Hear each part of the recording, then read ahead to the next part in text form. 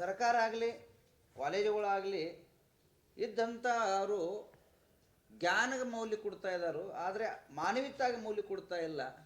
ಮಾನವೀಯತೆ ಬೀಜ ಅಂಕುರ ಮಾಡಬೇಕಂತೇಳಿ ನಂದು ಇದರಲ್ಲಿ ಉದ್ದೇಶ ಪ್ರಮುಖ.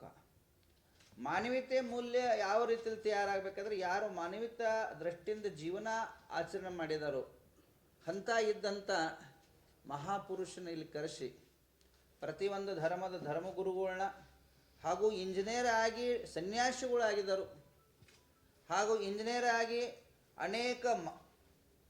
ಅನೇಕ ಲಕ್ಷಾಂತರ ಯುವಕರನ್ನ ಗೈಡ್ಲೈನ್ಸ್ ಮಾಡ್ತಾ ಇದ್ದರು. ಅಂಥ ಆಧ್ಯಾತ್ಮಿಕ ಹಾಗೂ ದೇಶದ ಬುದ್ಧಿಜೀವಿಗಳನ್ನ ಕರೆಸಿ ಪ್ರತಿ ತಿಂಗಳಲ್ಲಿ 1-2 ಉಪನ್ಯಾಸ ಇಡುವಂಥದ್ದೊಂದು ಹೊಸ ರೂಪವನ್ನು ತರ್ತಾ ಇದ್ದವು. ಅದೇ ರೀತಿಯೇ ನಾವು ಏನು ಸಿಲಾಬೇಸ್ ಐತಿ, ಇಂಜಿನಿಯರಿಂಗ್ ಏನು ಸಿಲಾಬೇಸ್ ಐತಿ, ಇದು ಸಿಲಾಬೇಸ ನಮ್ಮೇನು ಟೀಚರ್ಗಳಿದ್ದಾರು ಇದು ಸುಮಾರು ಗೋರ್ಮೆಂಟ್ ಪ್ರಕಾರ ನಾವು ಏನು 18 ಈ ಪ್ರಥಮ ವರ್ಷದಲ್ಲಿ 18 ಟೀಚರ್ಗಳಿದ್ದಾರು. 18 ಟೀಚರ್ದಲ್ಲಿ ಸುಮಾರು 9 ಟೀಚರು PhD ಆದವರು ಇದ್ದವರು.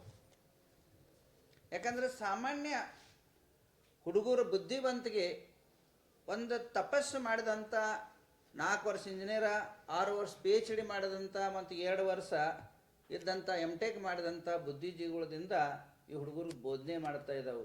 ಅದರಿಂದ ಒಳ್ಳೆ ರೀತಿಯಲ್ಲಿ ಅವ್ರ ನಾಲೆಜ್ ಬೆಳೀಲಿ ಅಂತೇಳಿ.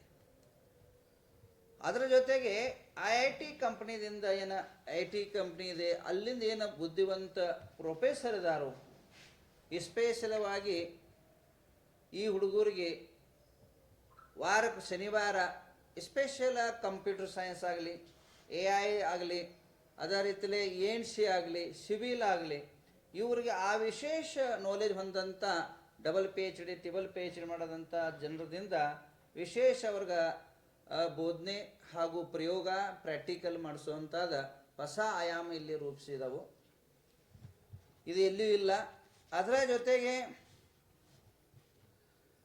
ಹುಡುಗರಿಗೆ ತಮ್ಮ ಜೀವನದಲ್ಲಿ ಚಟಾರಹಿತ ಇರಬೇಕು, ವ್ಯಸನ ಮುಕ್ತಿ ಇರಬೇಕು. ವ್ಯಸನದಿಂದ ಏನೇನು ಆಗ್ತಾ ಇದೆ, ಯಾಕಂದರೆ ಈ ಹುಡುಗರದ್ದು ಏನು ಜೀವನ ಇರ್ತೈತಿ PUC ಆದ ನಂತರ ಒಮ್ಮೆ ಎಲ್ಲಾದರೆ ಕಾಲು ಜರಿದ್ರೆ ಜೀವನವರೆಗೆ ಅವ್ರು ಜರಿದು ಬಿಡ್ತಾರೋ ಆಯುಷ್ಯದಾಗ. ಅವ್ರನ್ನ ಒಂದು ಜೀವನ ಸ್ಥಿರ ಮಾಡಬೇಕು, ಒಳ್ಳೆಯ ರೀತಿಯಲ್ಲಿ ಅವ್ರ ಜೀವನ ಮಜಬೂತಿ ಮಾಡಬೇಕಂತೇಳಿ ಒಳ್ಳೆಯ ರೀತಿಯಲ್ಲಿ ಆ ಶಿಬಿರಗಳ ಆಯೋಜನೆ ಮಾಡುವಂಥದ್ದು ಒಂದು ಪ್ರಯೋಗ ಮಾಡ್ತಾ ಇದ್ದಾವೆ. ಸಮಯದಲ್ಲಿ ಸೈನ್ಸ್ ಎಕ್ಸಿಬಿಷನ್ ಇಸ್ರೋ ಜೊತೆಗೆ ಮಾತಾಡಿದವು, ಲೆಟರ್ ಕಳಿಸಿದವು. ಇಸ್ರೋ ಆಗಲಿ ಅನೇಕ ಸೈಂಟಿಫಿಕ್ ಲೆಕ್ಚರ್ ವೈಜ್ಞಾನಿಕರಿದ್ದಾರೋ ಅವರಿಂದ ಸೈನ್ಸ್ದ ದೊಡ್ಡ ಮೇಲಾವ ಕೆಲವು ಸಮಯದಲ್ಲಿ ಮಾಡುವಂಥದ್ದೊಂದು ಪ್ಲ್ಯಾನಿಂಗ್ ಇದೆ.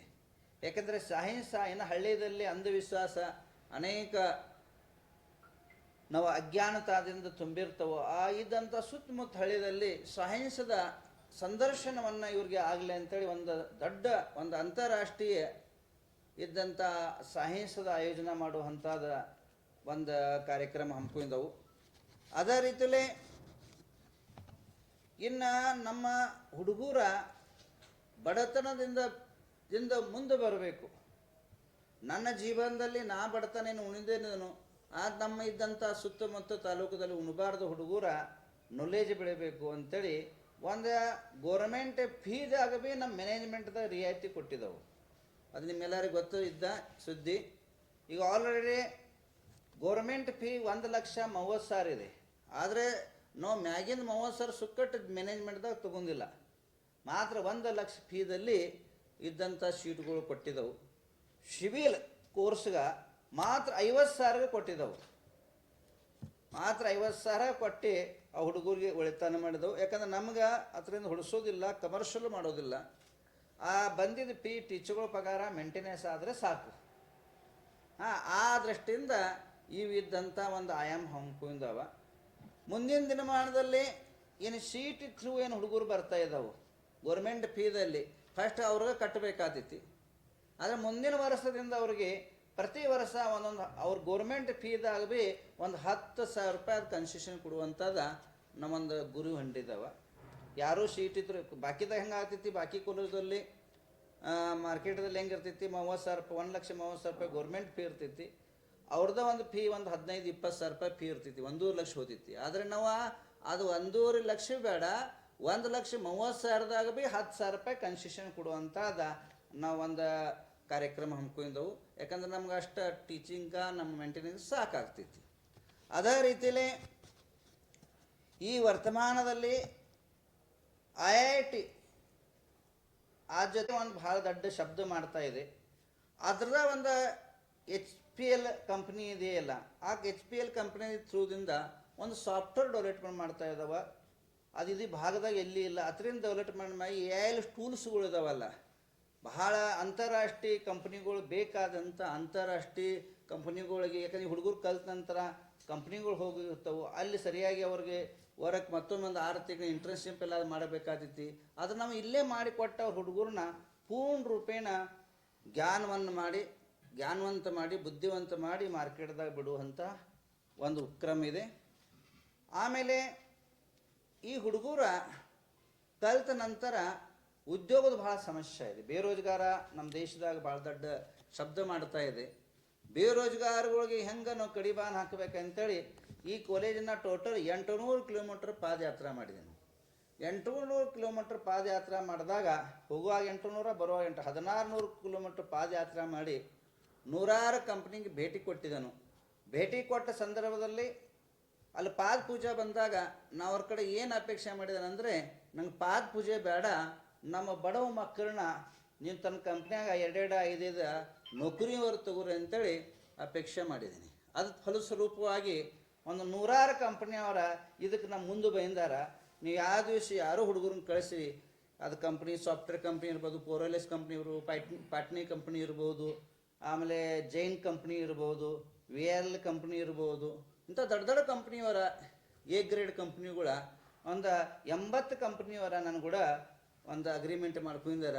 ಇಲ್ಲಿ ಬಂದ ಯಾವ ಹುಡುಗರನ್ನ ಸಂದರ್ಶನ ಮಾಡಿ ಅವ್ರ ಕಂಪ್ನಿಗೆ ನೌಕರಿ ಕೊಡ್ತಾನೆ ಅಂತೇಳಿ ಒಪ್ಕೊಂಡ್ರು. ಆ ಹುಡುಗರ ಆ ಕಂಪ್ನಿಗೆ ಈಗ ಅದ್ರ ಜೊತೆಗೆ ಬಾಕಿ ಕಂಪ್ನಿಗಳು ಬರ್ತಾವ. ಆ ಕಂಪ್ನಿಗಳಿಗೆ ಒಳ್ಳೆ ರೀತಿಲೇ ತಯಾರಾಗಬೇಕು, ಒಳ್ಳೆ ರೀತಿಲೇ ವ್ಯಕ್ತಿತ್ವ ಹೊಂದಬೇಕು.